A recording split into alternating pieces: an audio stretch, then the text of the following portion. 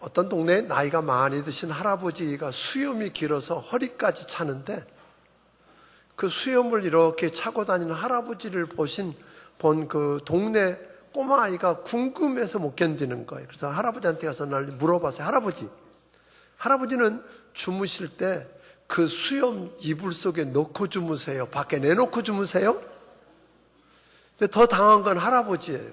한 번도 그런 생각 없이 편안하게 잤는데 그날 생각해보니까 놓고 자는지 내놓고 자는지 잘 생각이 안 나는 거예요. 그래서 아이한테 내가 그 생각은 안 해봤으니까 오늘 밤 자면서 어떻게 하는가 보고 내일 이야기해 줄게 그랬어요. 그리고 그날 밤에 와서 자는데 수염을 놓고 자니까 답답하고 꺼내고 자니까 허전하고 그래서 밤새 넣었다 뺐다 하다가 잠을 못 자고 설쳤다는 거예요. 여러분, 우리도요 뻔한 이야기인데 그럴 수 있거든요. 여러분 안에 성령님이 계십니까? 성령님이 정말 내 안에 충만해 거하시는 그분이 주인인지 뭐 당연하고 뻔한 이야기인 것 같은데 생각해 보면 어려운 사람이 있지요. 그래서 오늘 이번 기간에 그 성령님에 대해서 우리가 확실히 알고 그분을 인격적으로 여러분 삶에 모시고 그분이 주인 되고 그래서 그분으로 충만한 역사를 우리 모든 성도가 경험할 수 있기를 주의 이름으로 축원합니다. 3년 동안 모든 것 다 버리고 예수님만 제자들은 따라다녔습니다. 이 예수님만이 이스라엘을 로마의 압제로부터 구원해 줄 해방자고 인류를 구원해 줄 구원자며 우리가 기다리던 그리스도 메시아라고 믿고 저들은 쫓아다녔습니다. 그런데 그 예수님이 날 제자들을 모아놓고 최후의 만찬을 하십니다.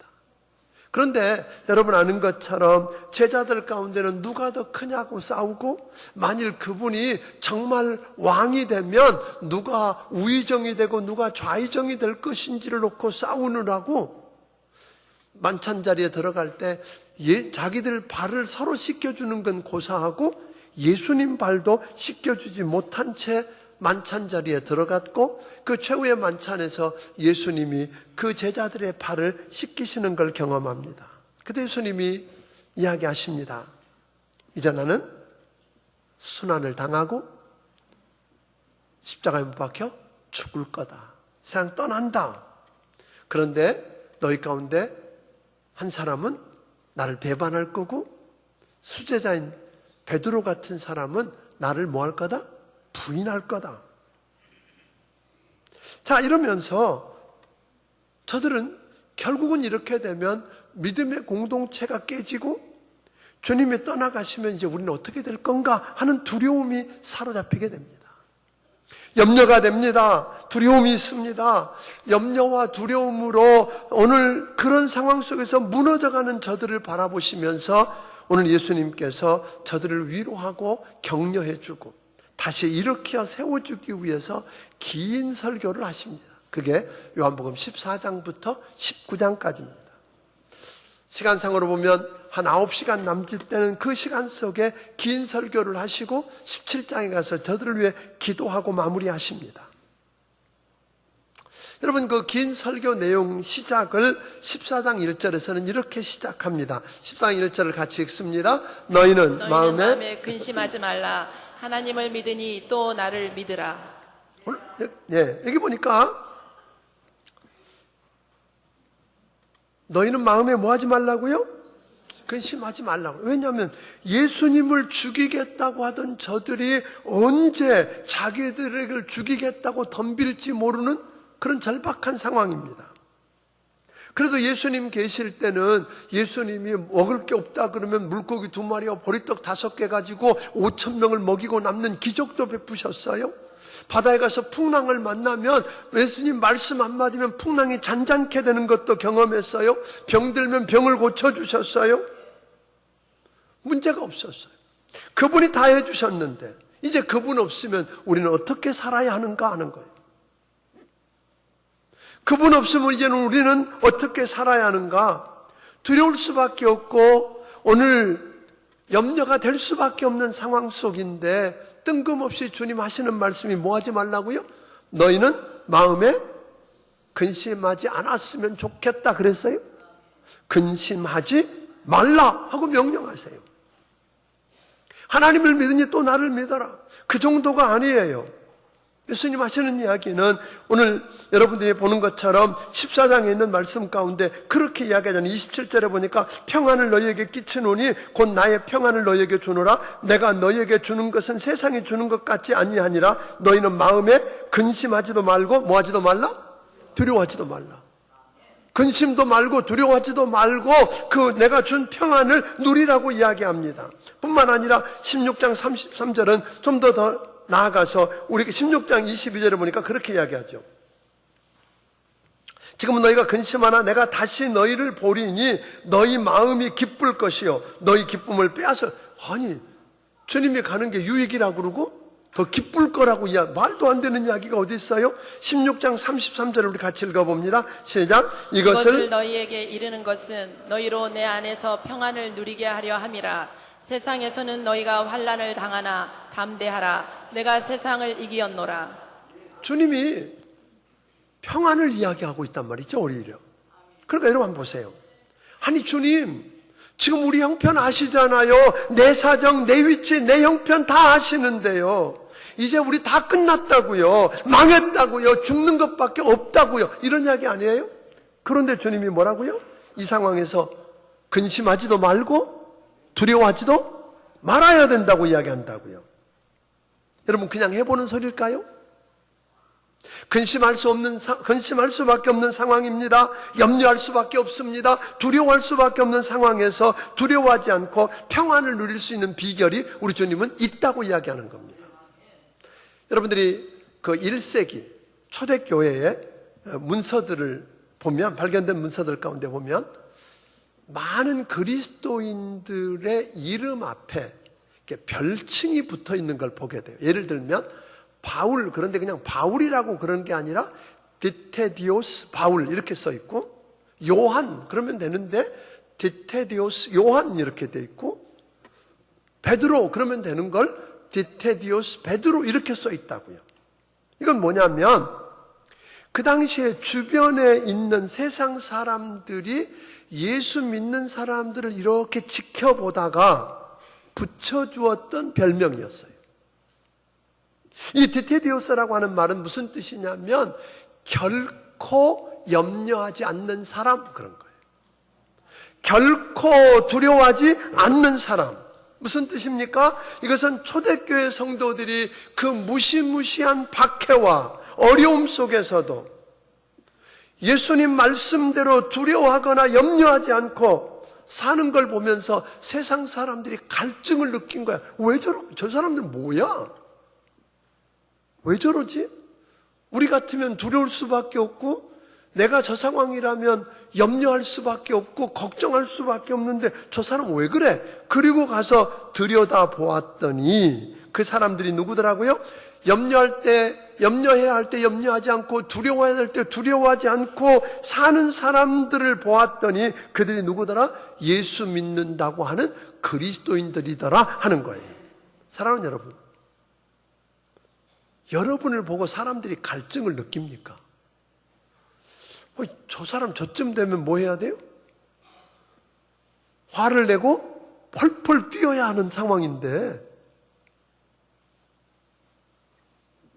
오늘 지그시 미소를 짓고 바라보고 있다든지, 염려하고 걱정하고 두려워해야 돼서 한숨을 푹푹 쉬면서 땅이 꺼져라고 한숨 쉬면서 주저앉아야 하는데 염려하지 않고 두려워하지 않고 오히려 당당하게 서 있는 모습을 여러분이 보면서 그들이 저 사람 뭐야? 하고 갈증을 느끼게 하느냐는 거예요. 오늘 여러분, 그렇다면 어떻게 염려할 수밖에 없고 두려워할 수밖에 없는 상황 속에서 염려하지 않고 두려워하지 않는 삶을 살 수 있었을까요? 또 살 수 있다고 주님은 말씀하실까요? 오늘 주님은 이 요한복음 14장을 통해서 두 가지를 우리에게 제시해 주셨습니다. 첫 번째가 기도였습니다. 요한복음 14장 12절부터 14절을 한번 봅니다. 자, 시작. 내가 진실로 진실로 너희에게 이르노니 나를 믿는 자는 내가 하는 일을 그도 할 것이요 또한 그보다 큰 일도 하리니 이는 내가 아버지께로 감이라. 잠깐 여기서요. 여기 보면 12절에 뭐라 그러냐면 예수님이 없으니까 도와주고 챙겨주고 우리의 보호자가 되었고 모든 걸 가르쳐주고 인도하던 그 예수님이 없으니까 두려웠는데 예수님 뭐라고 말하냐면 너희 두려워하지 않아도 돼. 왜냐하면 나를 믿는 자는, 예수님이 하시는 말씀이에요. 나를 믿는 자는 내가 하는 일도 그가 할 것이고 내가 하는 일을 그도 할 것이고 그보다 더 큰 일도 한다. 그러니까 예를 들면 이런 거예요. 우리의 보호자, 우리의 모든 것을 의탁했던 백그라운드가 됐던 그분이 사라지니까 우리는 염려하는 거잖아요. 아이고, 그분 없으면 이제 어떻게 살지? 그분 없는데 이제 어떻게 가지? 그랬는데 그분이 하는 일을 내가 하고 그보다 더 큰 일을 할 수 있다면 어때요? 걱정돼요, 안 돼요? 안 되는 거죠. 아니, 하나님의 아들, 만왕의 왕이신 하나님의 아들, 하나님이신 예수님이 하는 일을 우리가 하고 그보다 더 큰 일도 할 수 있다면 염려할 이유가 있어요, 없어요? 없지요. 근데 어떻게 이런 말도 안 되는 일을 이야기할까요? 13절, 14절을 우리 같이 읽어봅니다. 시작. 그 비밀을 이야기합니다. 예, 시작. 너희가 내 이름으로 무엇을 구하든지 내가 행하리니 이는 아버지로 하여금 아들로 말미암아 영광을 받으시게 하려 함이라. 내 이름으로 무엇이든지 내게 구하면 내가 행하리라. 여기 보면 이렇게 이야기했어요. 너희가, 이 너희가가 누구죠? 아까 앞에서 이야기했던 나를 믿는 자, 그 말이거든요. 너희가 예수님을 구주와 주님으로 믿는 자가 내 이름, 예수 이름으로 무엇을 구하든지 내가 뭐하리라? 시행하리니. 아멘? 시행하리니. 여러분, 이런 대단한 일이었어요.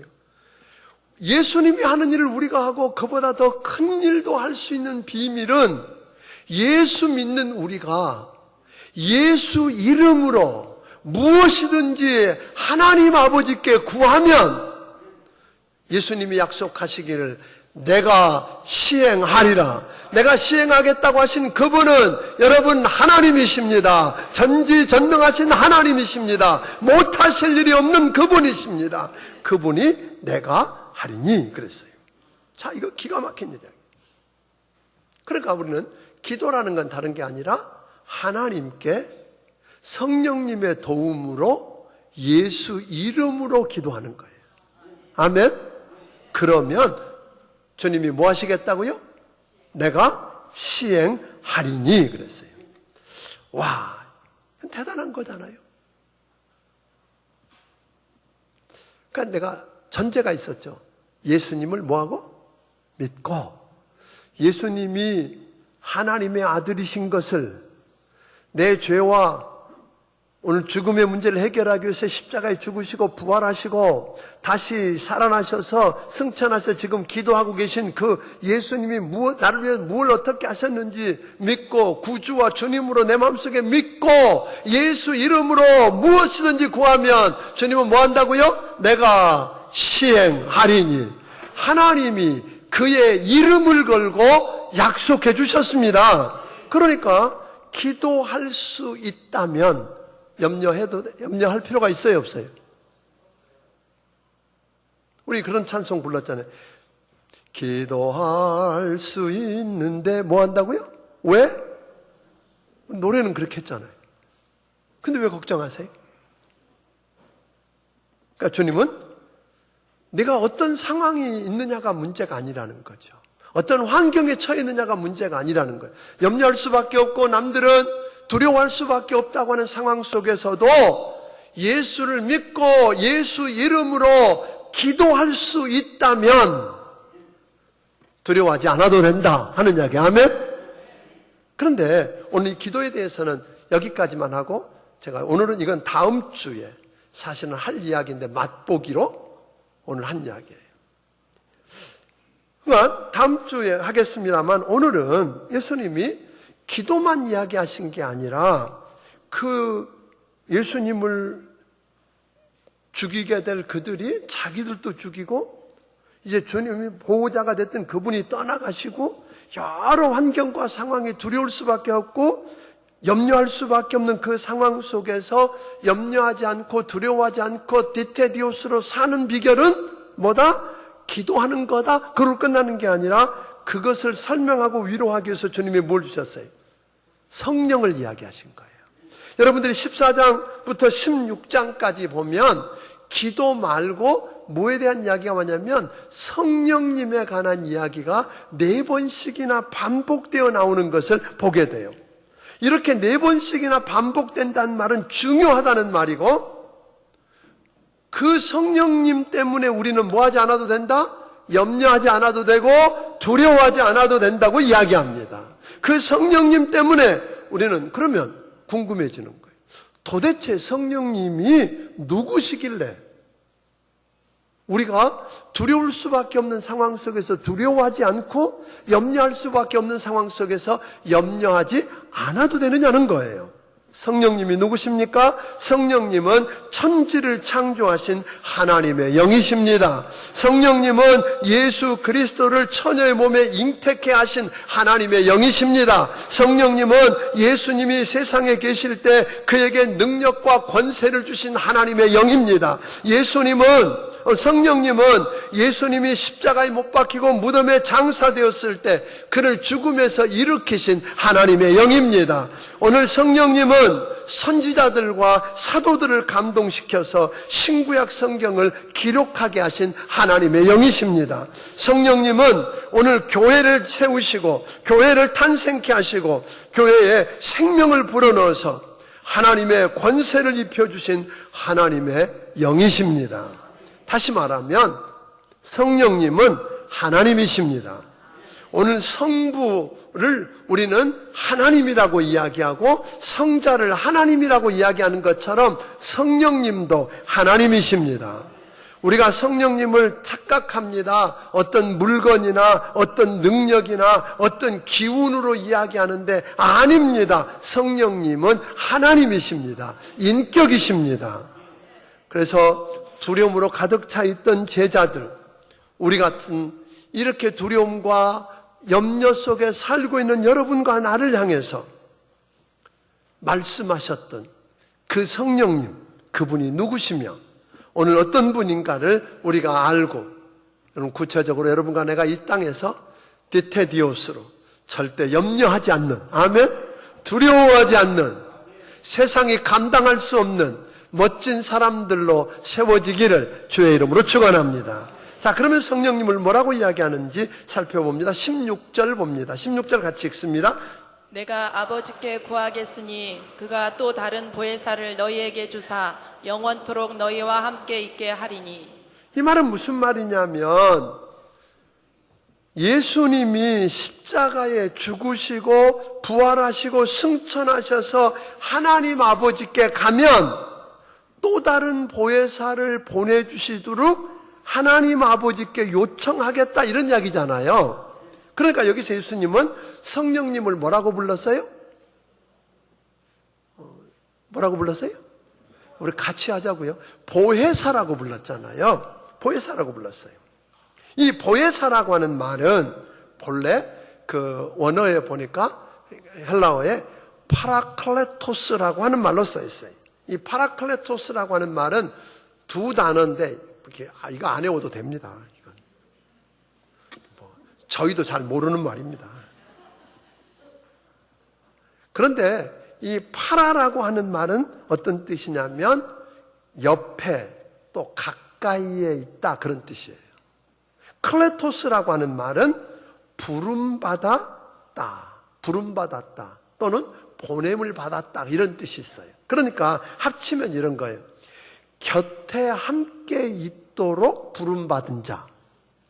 그러니까 이 말은 쉽게 말하면 법정의 변호인 역할을 하는 자라고 하는 그런 의미도 되는 것입니다. 이분을 다르게 말하면, 여러분, 천지를 창조하셨을 뿐 아니라 예수님을 잉태케 하셨고 그를 죽음에서 일으키신 하나님의 영인 성령님이, 아니 하나님이 우리 곁에 돕는 자로 함께 부름받아 있다, 이런 이야기잖아요. 아멘? 이건 대단한 거 아닌가요? 하나님이, 성령님이 여러분과 내 곁에 계셔서 나를 돕는 자로 계신다. 믿습니까? 이건 대단한 이야기거든요. 그런데 좀 더, 잘 안 놀라시니까 하나 더 알아야 돼. 16절 한번 다시 보겠습니다. 16절 다시 읽습니다. 시작.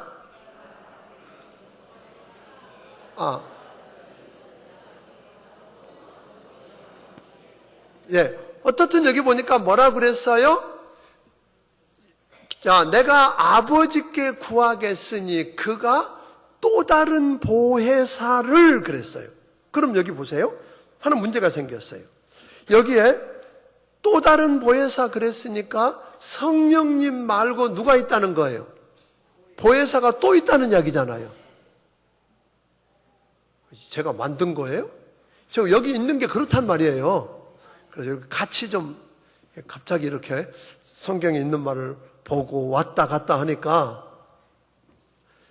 이게 뭐냐면 예수님이 그렇게 이야기하잖아요.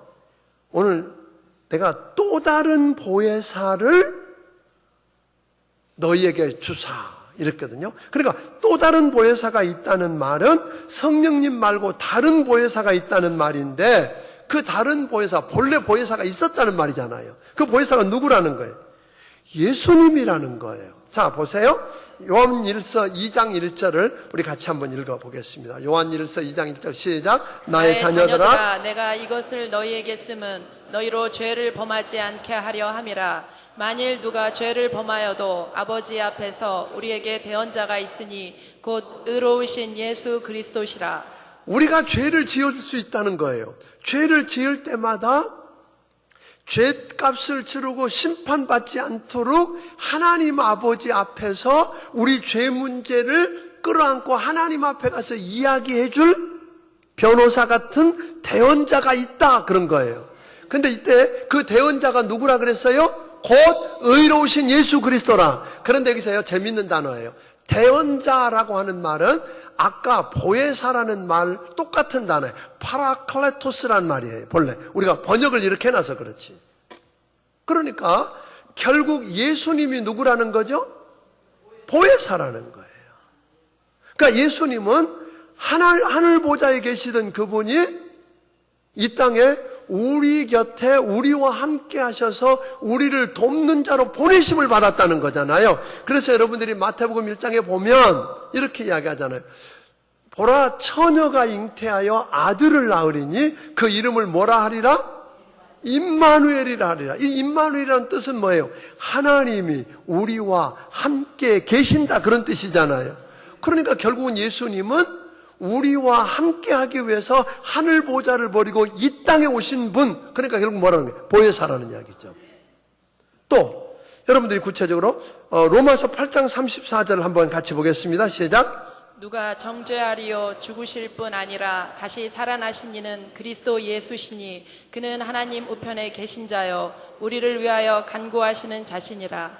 오늘 바로 하나님 우편에서 오늘도 우리를 위해서 기도하고 계시고 우리를 돕는 자로 계시는 그분이 누구라 그랬어요? 예수 그리스도라 그랬어요. 자, 그렇다면 오늘 로마서 8장 26절을 같이 읽어보겠습니다. 자, 시작. 이와 같이 성령도 우리의 연약함을 도우시나니 우리는 마땅히 기도할 바를 알지 못하나 오직 성령이 말할 수 없는 탄식으로 우리를 위하여 친히 간구하시느니라. 재밌는 거예요. 하늘에는 하나님 우편 보좌 하늘에서는 누가 지금 보혜사가 되셨어요? 예수님이, 하나님의 아들 예수님이 보혜사로서 우리를 위해서 주님 곁에서 뭐 하고 계세요? 기도하고 계시는 거예요. 대신 간 거. 우리 돕는 자로 계시는 거고, 땅에서는 누가? 성령님이 보내심을 받는데 땅으로 보내심 받은 거 아니에요. 그 성령님이 누구를 위해서? 우리를 위해서 탄식하며 기도하시고 우리가 기도를 제대로 하도록 뭐예요? 도와주시는 분이라는 거예요. 여러분 믿습니까? 자, 그러면 우리가 얼마나 대단한 분이라는 거 알잖아요, 여러분. 그냥 한 분도 아니고 성령님과 오늘 성자 예수님이 두 하나님이 하늘에서 땅에서 우리 곁에 함께 하셔서 우리를 돕는 자로 일하고 계시는 여러분과 나는 대단한 사람입니다. 아멘? 좀 없다고, 좀 지위가 낮다고, 모른다고, 좀 못생겼다고 기죽지 마세요. 아멘? 까불지 마라. 나를 위해서 누가 이래요?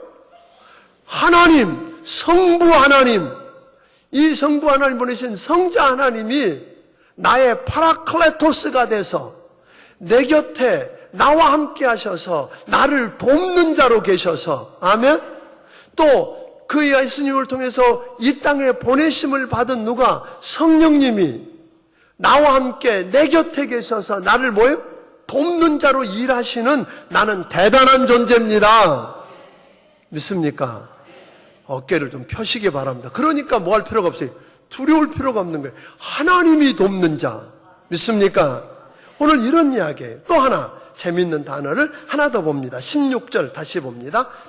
자, 시작. 내가 아버지께 구하겠으니 그가 또 다른 보혜사를 너희에게 주사 영원토록 너희와 함께 있게 하리니. 자, 여기 보면 예수님께서 누구를? 성령님을 땅에 보내신다고 그랬을 때 누구한테 가라고 지금 보내신 거예요? 예약이 누구한테, 어느 집에 어디로 가라고 예약이 되어 있는 거예요? 세상으로? 누구 함께 하기 위해서요? 우리와 함께. 주님이 친히, 우리가 주님을 사랑하면 말씀을 지키고 그런 자에게 성부와 주님이 뭐예요? 우리 안에 거처를 두신다 그랬다고요. 그러니까 여러분이 예수님을 구주와 주님으로 믿고 그 주님을 마음속에 모셔드리면 성령님이 오셔서 우리 안에 함께 하십니다. 그러니까 하나님이 예약해 놓은 장소가 어디예요? 나요. 내 마음. 아멘? 내 안에 거하기로 하셨다고요. 그런데 그 거처를 삼으신다고 하신 걸로 끝나는 게 아니라 얼마 동안 머무신다 그랬어요? 예, 맞습니다. 한 번 오시면 뭐예요? 영원히 떠나지 않으십니다. 구약에서 성령님은 어떤 목적을 가지고 필요에 따라서 필요한 사람에게 임재하셔서 그 사역을 마치면 떠나셨어요. 그러니까 예를 들면 삼손도 성령님이 임하셨다가 일하고 난 다음에 떠나시고, 사울에게서도 여호와의 신이 떠났다 그러고, 이것을 알았던 다윗이 그 우리아의 아내 밧세바를 범한 다음에 침상이 젖도록 통곡하며 회개하는 가운데 했던 이야기가 뭐예요? 하나님, 내게서 성신을 거두어 가지 마옵소서. 자기는요, 왕자리를 내려놓는 것보다, 그 어떤 나라를 빼앗기는 것보다 성령님이 떠나면 나는 껍데기라는 거예요. 아무것도 아니라는 거예요. 아멘? 여러분, 이런 이야기. 그런데 신약에 와서 예수님이 오신 다음에는 한 번 그 성령님이 오시면 영원히 여러분 안에 거처를 두십니다. 영원히 떠나지 않으세요. 오늘 그분이 영원히 떠나지 않고 우리 안에 거처를 두시겠다고 하신 그분. 그래서 그것 때문에 무슨 축복으로 이어지느냐면 우리 18절 같이 읽어봅니다. 시작. 내가 너희를 고아와 같이 버려두지 아니하고 너희에게로 오리라. 이거 보니까 사실 이때 예수님의 제자들의 심정이 어떤 심정이었겠어요? 고아 같았어요. 아버지처럼, 어머니처럼 내내 3년 동안 먹이고 입히고 데리고 다니고 같이 다니고 다 하셨거든요. 그런데 그분이 떠나가 버리시니까 이제는 마치 고아 같은 심정이었어요. 고아하고 고아 아닌 사람하고 차이가 뭐예요? 고아는 자기가 뭘 먹지? 어디 가지? 뭘 하지? 어떻게 하지? 다 걱정해야 되는 거 아니에요? 고아가 아니시라 모르시겠죠? 내가 다 염려해야 되지만 부모님이 있는 아이는 어떻게 하면 돼요? 내일 소풍 가요? 그러면 되는 거잖아요. 그러면 도시락도 나오고 간식도 나오고 용돈도 나오고, 안 그래요? 아침에 늦지 않도록 깨워도 주고 다 해주는 거잖아요. 근데 고아는 어떻게 해야 돼요? 지가 시간 맞춰서 일어나야 되고, 지가 밥 해야 되고, 지가 필요한 거 다 구해야 되고. 그러니까 여러분과 나는 이제 더 이상 뭐예요? 고아가 아니에요. 내가 염려하고 내가 걱정하고 내가 해결하는 게 아니라 오늘 그분이 예수님이 떠나심으로 보내주신 성령님이 나와 함께 하시면서 떠나지 않으시면서 그분이 함께 하니까 고아처럼 버려두지 않았다는 거예요.